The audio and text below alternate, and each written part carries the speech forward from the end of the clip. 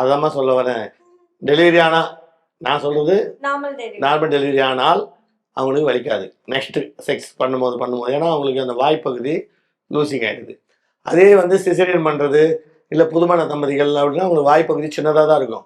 அதில் உறுப்பு போகும்போது வலிக்க தான் செய்யும். அந்த வலியினால் வந்து அவாய்ட் பண்ண முடியாது. ஆனால் நிறைய பெண்கள் அவாய்ட் பண்ணுறீங்க. அது மாதிரி அவாய்ட் பண்ணிங்கன்னா ஓரளவு கணவன் பொறுத்துக்குவார், பரவாயில்ல.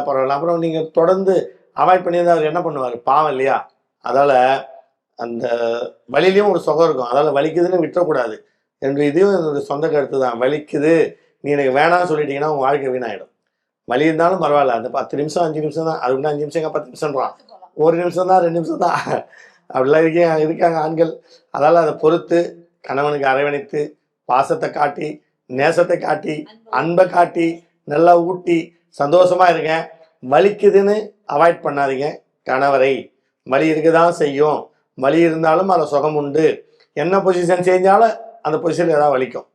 அந்த வலியினால உங்களுக்கு எதுவும் பாதிப்புலாம் கிடையாது, ஆபத்தும் கிடையாது. அதனால் நீங்கள் எவ்வளோ நீங்கள் வந்து உங்கள் கணவர் கூட வலியோடு சந்தோஷமாக இருந்தாலும் அவருக்கும் உங்களுக்கு சந்தோஷம், உங்களுக்கும் ஒரு சந்தோஷம். அதனால் அந்த வலின்றது பெரிய விஷயமே இல்லை. என்ன பொசிஷன் பண்ணாலும் வலிக்கு தான் செய்யும்.